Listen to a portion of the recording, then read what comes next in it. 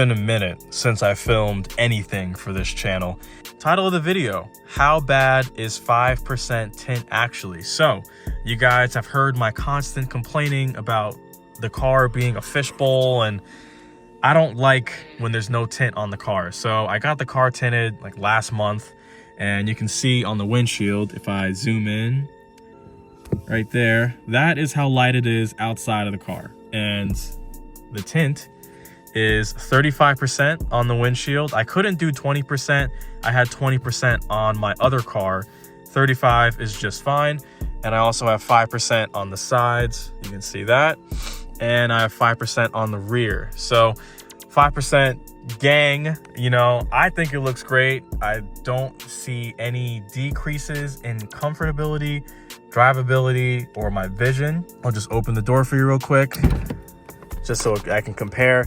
So that's 5%. And then that is the beautiful sky in Lancaster, Pennsylvania. So super sick. It looks nice. It's a beautiful day outside, but the tint is really the star of the show. And then I'll give you guys an exterior shot. But if you've rocked 5% tint, you know, can't see anything on the inside. You can kind of see my steering wheel if I zoom in right there. You can see the steering wheel, but you can't really see my face when I'm driving, and I love that. So give you a quick walk around, but there's not much to it, man. Look at that. That is awesome. That's a good shot. Oh yeah, that's perfect. So a ton of black accents on the car, a ton of stuff that I haven't filmed for you guys, but I will film. It's going to be a bunch of videos that I'm releasing all at once. But yeah, 5% everywhere except the windshield. Came out super good. But really, how bad is 5% tint actually? It's really not all that bad at all. I think the pros outweigh the cons, in my honest opinion. This is just my experience with 5% tint. So visibility, for a guy with glasses, you know, I don't like the sun. So you can see the sun through the tint. Where is it? Boom, right there. I don't like the sun. So the tint does help with really bright lights, high beams, DRLs, just overall unpleasant things that you see. It helps a lot at night, and it does help a little bit during the morning, like when I'm driving to work, especially now that it's almost wintertime and it's fall. So this is my first time driving the car with the 5% tint and 35% on the windows. Honestly, not that bad. I thought it would be much darker in the cabin, but I can still see every car to my left. I can still see everything out of the vehicle, so it's really not that bad. So if you were worried about getting 5% tint and driving at nighttime, it's really not that bad. But let me slow down real quick. If I turn the windows down, you can obviously see it's very dark. Windows down, that's how light it is outside. There's a car coming.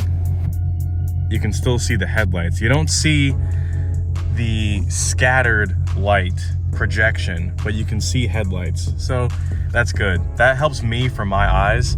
I don't really like driving at night, and I actually don't drive at night all that often because of the effect of headlights on my eyes.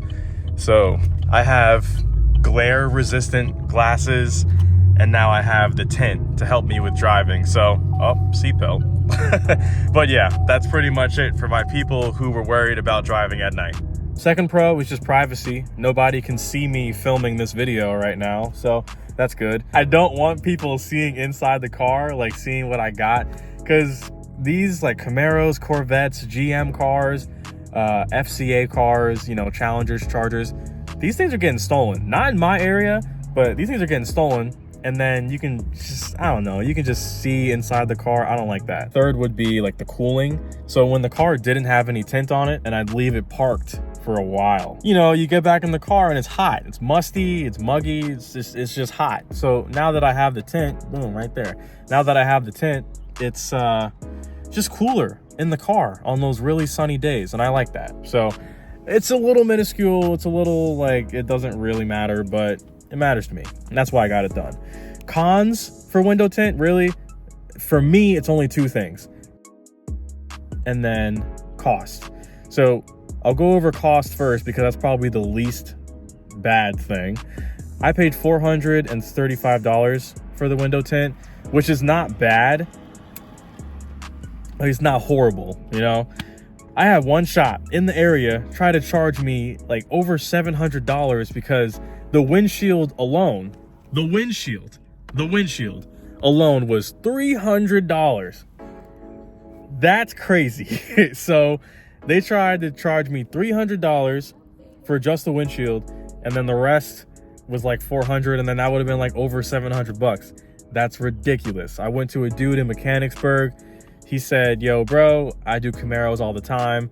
I got you, $400. I was in and out of his shop in an hour. Amazing job. The tint set really well. Of course, I didn't put the windows down or anything for I think it was 24 hours or 48 hours, something like that. And it set really well, and now we're good. So cost can be kind of a deterrent for some people. Just shop around, find the right place, and you'll get your tint done for a pretty decent price. Back in pre-COVID, or are we allowed to say that?